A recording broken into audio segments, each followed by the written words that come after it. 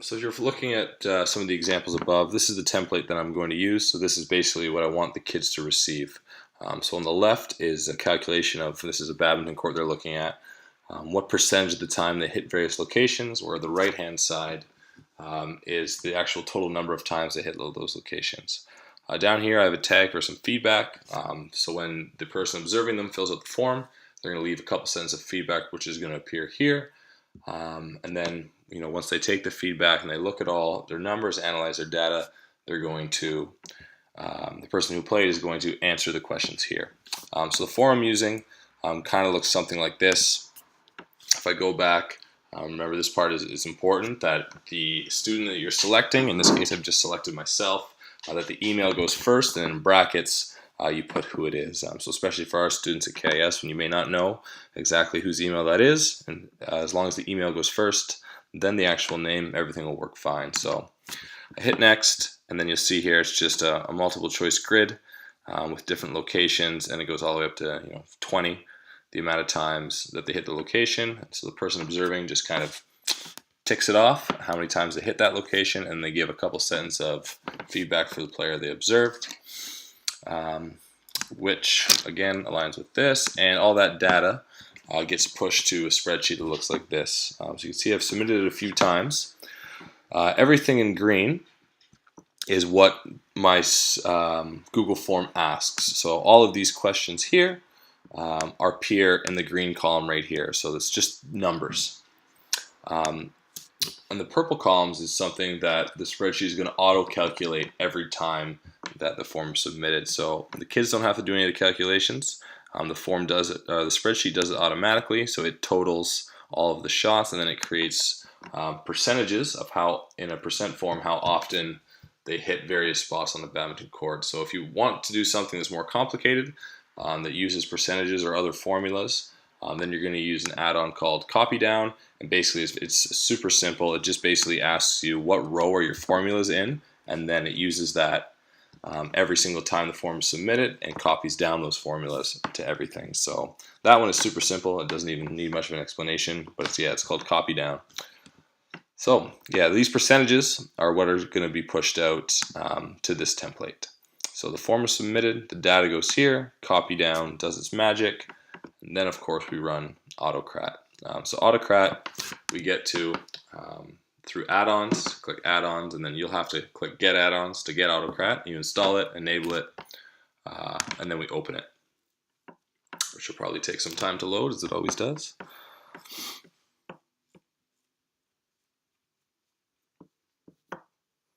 Load.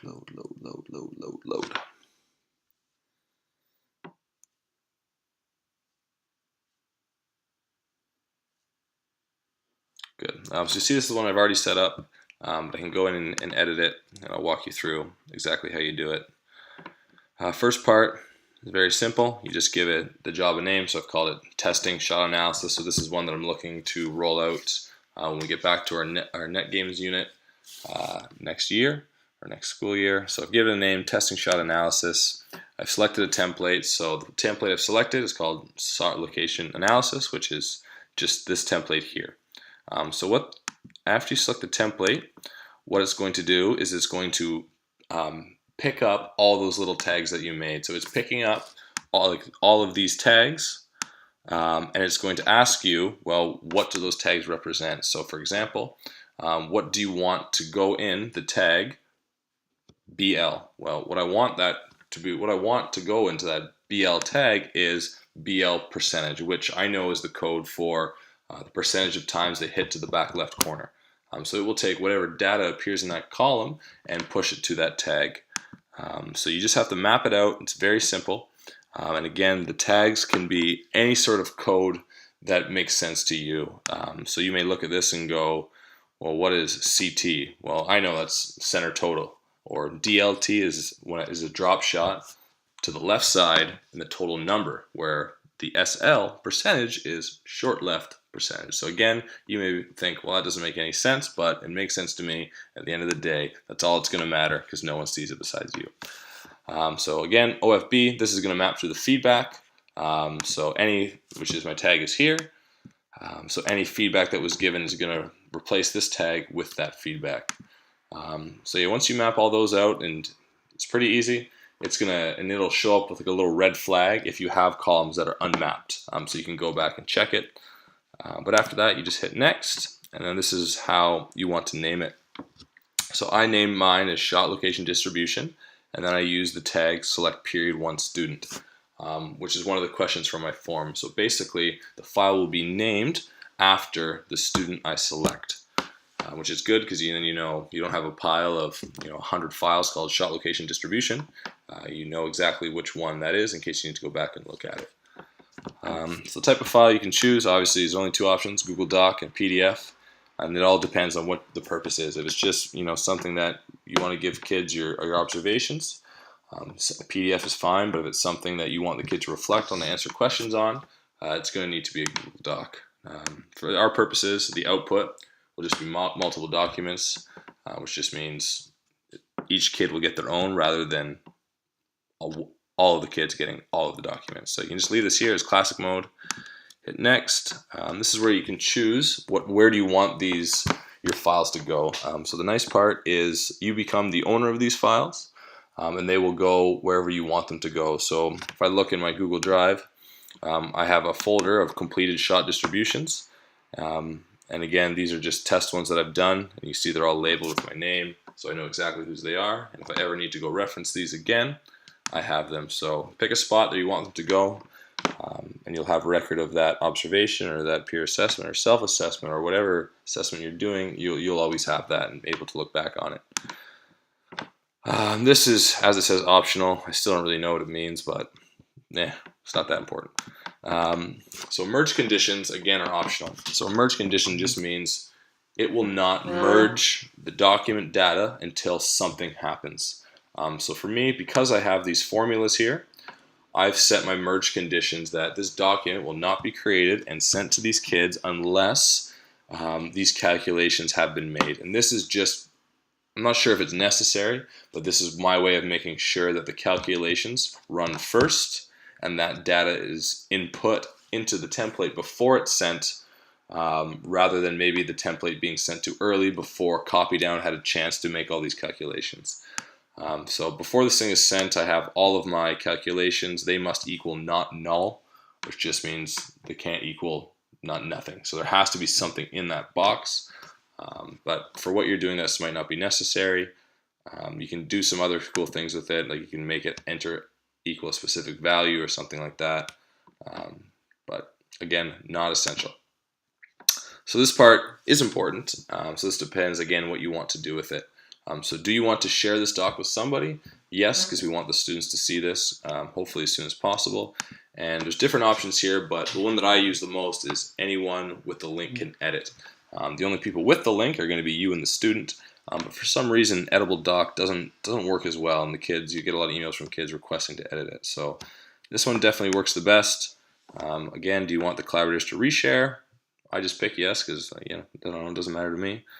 Do you want it from a generic no reply address? I put my email in there in case they do have questions. I want those questions to come to me, and I want them to have the ability to reply to me. However, if you don't want to be bombarded with emails from kids asking what this means, just put generic no reply address and problem solved. So again, you put a title, so and so. So the important part here is who does this email send to? And this goes back to why when we did this, and set up your form, it was super important to put this here in the email first. So select Peer 1 student, that's who I want it to send to. So my tag that I'm going to put in here is I want this email to send to, in this column, whoever the period 1 student was. In this case, we'll see, I'll be selecting myself, and the first thing it's going to recognize is that email. So select period 1 student or select period 8 student. Whatever column contains the email address that you want this to send to, you need to put that in a tag here, and it will fill it in for you. Last step is the trigger. So this is just basically telling AutoCrat when do you want this to happen.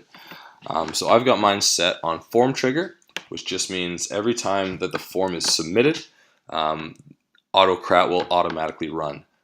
So again, that means that basically as soon as the kid's done playing, in PE and somebody submitted the form for them within a couple minutes, they should already have that email sitting in their inbox that they can reflect on. If you want some time to maybe go in and review the data first and make any corrections, you could possibly run it on a time trigger, and you can set it to maybe an hour, 2 hours, or a day later, which gives you some time to review the data first.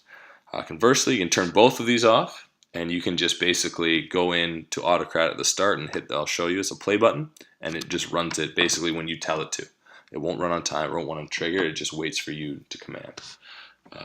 So yeah, once that's done, I'm just going to hit save, and then hopefully this magic will work.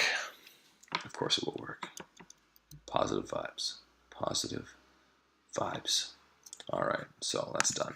So I can go back into my form, I select myself, and I'm just going to pretend that I've been watching myself play. Oh, so good. Back left corner, like 7 times. Back center 3, right center court never. Right middle, front left, boom, boom. And I'll give myself some feedback. You're so good, but next time move more because you're lazy, which is fairly accurate. And I'll hit submit. Boom. So that submission button is what actually triggers everything to happen. So if we go back into the spreadsheet, you'll see this is the one that was just submitted. So there's my feedback, and then pretty quickly copies down these things. It calculates my total shot, the percentages of all the areas I hit, and then what does take a little bit of time is this is your AutoCrat columns. And then so we're basically going to wait. I don't know how long, maybe not too long, 30 seconds. And it's going to be merging these docs and creating these things. So there you go. And then if I go into my email, oh my God, I've emailed myself. Look at this. Here is your badminton shot location distribution. Amazing. Wow, look at me. I hit the back left 0 times, or left side 0 times, but boy, am I good at hitting that back left corner. And there's my feedback. Oh, wow, I'm so good, but lazy. Great. Yeah, so that's AutoCrat. I think the more time you spend with it, you can kind of do some pretty cool things with it. But yeah, if you have any questions, let me know.